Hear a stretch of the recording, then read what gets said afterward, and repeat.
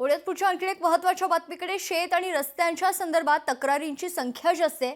गावात जाऊन शेतकऱ्यांच्या तक्रारी सोडवण्याचे आदेश देणार अशी माहिती महसूल मंत्री चंद्रशेखर बावनकुळे यांनी दिली आहे। महसूल मंत्री चंद्रशेखर बावनकुळे यांच्यासोबत संवाद साधलाय लोकशाहीचे प्रतिनिधी महेश महाले यांनी।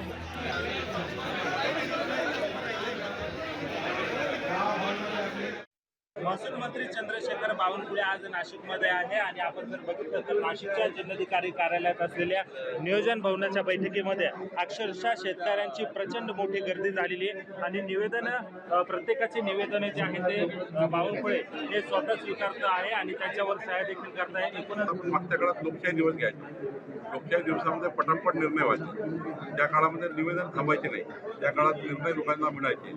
तसंच काहीतरी मार्ग काढून जाऊ, आता यामध्ये मार्ग काढायला लागेल।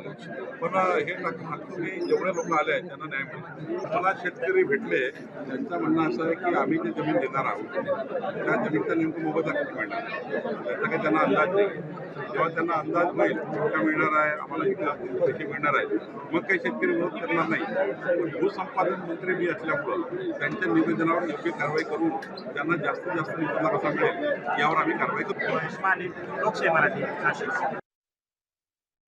शेत आणि रस्त्यांच्या संदर्भात तक्रारींची आता संख्या जास्त आहे। गावात जाऊन शेतकऱ्यांच्या तक्रारी सोडवण्याचे आदेश देणार अशी माहिती स्वतः महसूल मंत्री चंद्रशेखर बावनकुळे यांनी दिलेली आहे।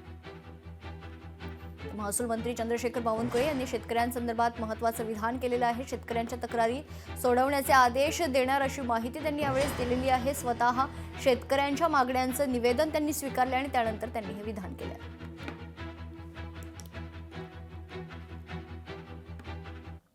बारामती पोटनिवडणुकीबाबत चर्चा झाली नाहीये। माध्यमातून कळलं की आम्ही खरं तर बारामती लढणार आहोत असं वक्तव्य केले नाना पटोले यांनी।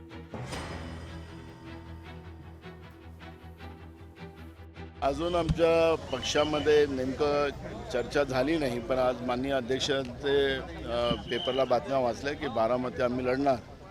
त्यामुळे पक्षपातळीवर नेमकं काय, कारण मी गावाकडेच दौऱ्यात होतो अधिवेशनानंतर, त्यामुळे मला माहिती नाही आहे।